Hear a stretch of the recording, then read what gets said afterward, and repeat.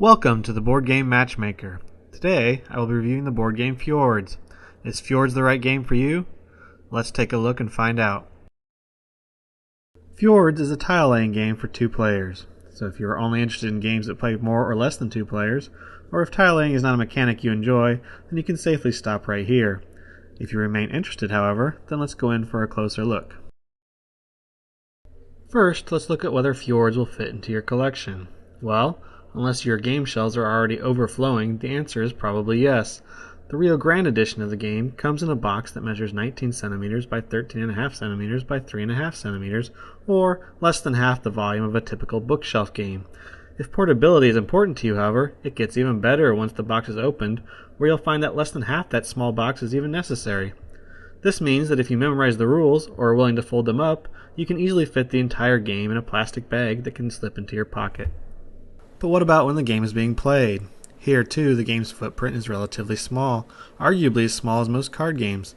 The tile-laying rules make it difficult for unusual shapes to rise, so the game should easily fit on a small coffee table or at a restaurant.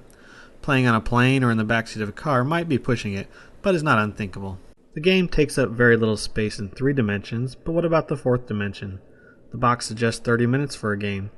During a game, you actually play 3 rounds, each of which needs to be set up before being played. Setup, however, consists only of separating the black pieces from the white pieces, turning all the tiles face down, and then locating and placing the 3 start tiles.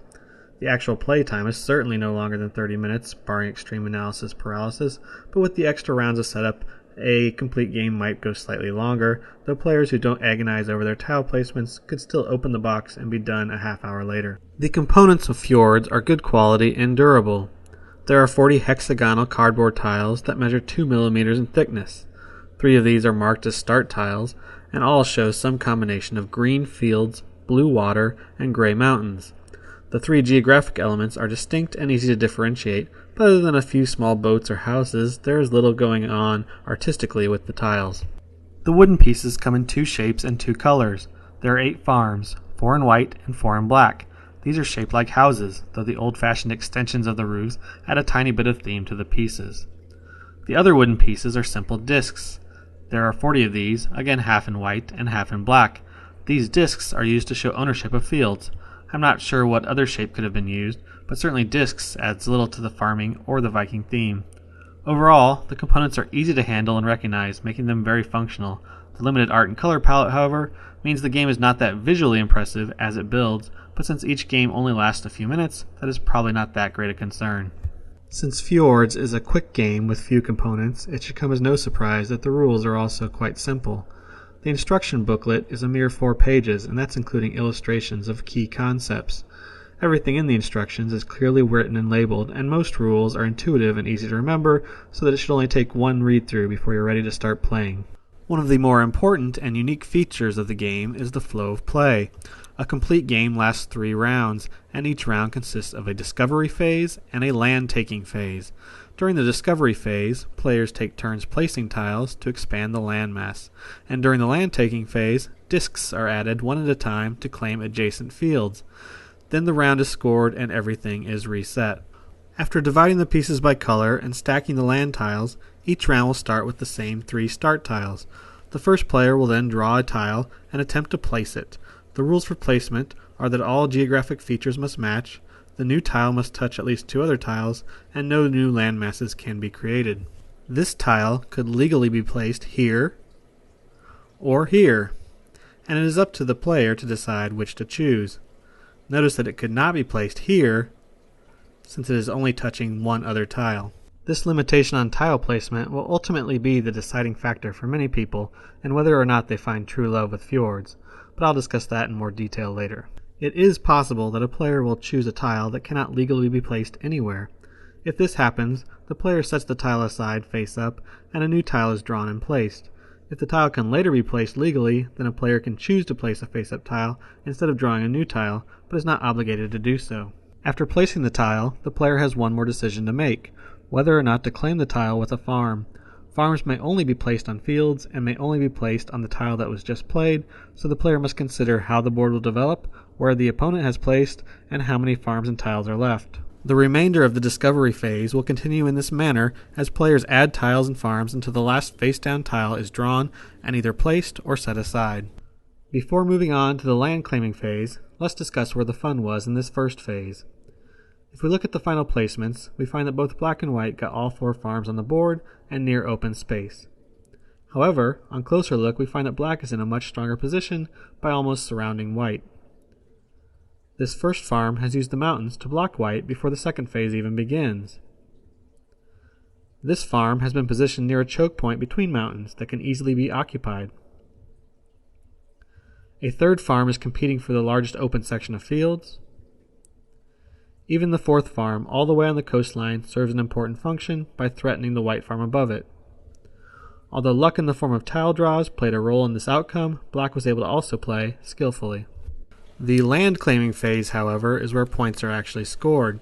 This phase can almost seem automatic if one player has clearly taken a superior position, but since you will play 3 rounds, it is important to maximize your points. During the phase, players will alternate placing one disc of their color at a time onto a tile with an open field space that is adjacent to that player's farms or other discs. In this game, white will clearly not score the most points, but the player still has decisions to make in order to keep the deficit as small as possible. White could claim this tile and block off one of black's farms. This tile to force black to defend his choke point. This tile to block off his own small section. Or this tile to go after the biggest scoring area and open up new possibilities. Despite these options, this phase of the game should go quickly for most players. Since it is a 2-player game with open information, however, a player could take several minutes projecting several moves into the future and drag the game to a halt. Since it is possible to calculate a best possible move, players may want to use some sort of timing device to speed up play or just to add the possibility of shifts in fortune due to suboptimal play. However long it takes, the board will eventually fill with tokens. Scoring simply involves counting how many discs were played. After scoring, the game is returned to its beginning state with the 3 starter tiles, and another round is played. The winner is the player with the most total points after 3 rounds. So that is how you play Fjords, but should you play Fjords? That will obviously depend on who you are and what you are looking for in a board game relationship. The most important criteria is that you want a 2-player game with little connection to its theme beyond the art on the box. If you are looking for Vikings or a party game, put the box down. The ideal home for Fjords would be one of 2 quite different places. The first would be as a light couples game. The rules are so simple and the footprint so small that one could easily set up on a coffee table while watching television, or at a table in a restaurant or wedding, or other situation with a short period of waiting that needs to be filled with gaming.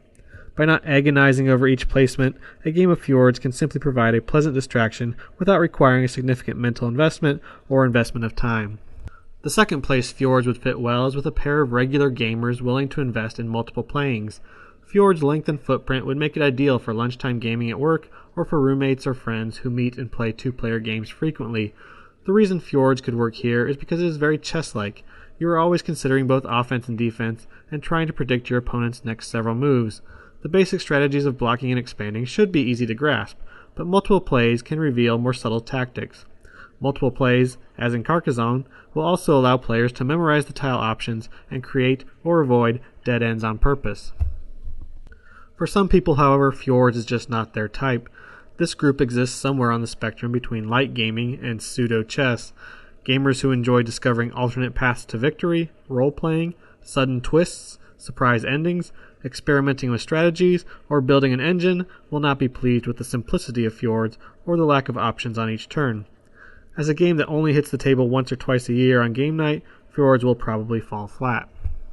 So how do you know which group you fall into? As I mentioned before, a good test of your feelings about Fjords is your reaction to the tile placement rules. Because you must place a tile so that it touches 2 other tiles, the board will rarely take on strange shapes, and your choices for placement will usually be limited to between 1 and 3. For the light gamer, this works well. Fewer options means less worry about making mistakes, and there's even a simple joy in finding the one spot where a tile fits. For the regular Fjords player, this limitation serves as a challenge to overcome. It's rare that you will get the exact piece you need, so you'll have to figure out ways to make each piece work. For everyone else, this limitation will make it seem as if the game is playing you, and your choices don't mean a whole lot. Overall, the two-phase mechanic in Fjords is an interesting one, and the simplicity of the rules and portability of the components means Fjords can be played when and where many other games cannot. As a game, though, it serves best as a light implementation or introduction of tile-laying games, or as a thinly themed two-player abstract. If this is what you've been searching for, then Fjords might be the one. This has been the Board Game Matchmaker, trying to help board games find gamers to love them.